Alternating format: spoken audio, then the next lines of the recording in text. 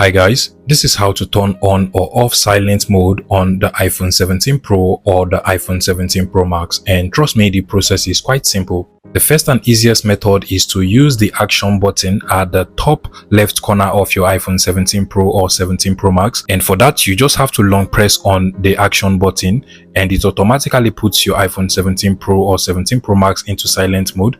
And to turn it off, you just have to long press on the button again to take it out of the silent mode.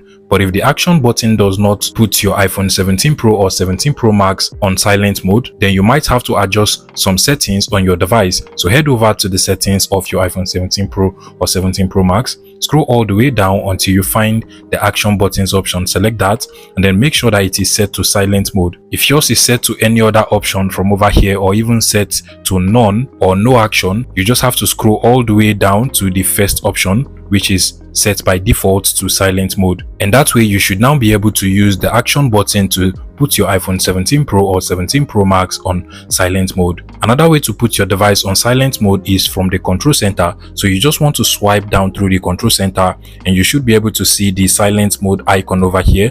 Tap on it, and once you see the slash, then it means that silent mode is turned on. You can tap on it again to remove it from silent mode. If you cannot see the silent mode icon from over here, you can tap on the plus icon at the top, come over to the add control at the bottom, and then just go ahead and search for silent mode, and you're going to see the silent mode icon over here. Tap on it to be able to add it into your control center and you're good to go. You can see mine has already added it again over here. Once you're done, you can press on anywhere on the screen and then now use this particular icon to easily put your iPhone 17 Pro or 17 Pro Max on silent mode or even remove it anytime you want. Please let me know in the comment section if this tutorial was helpful, guys.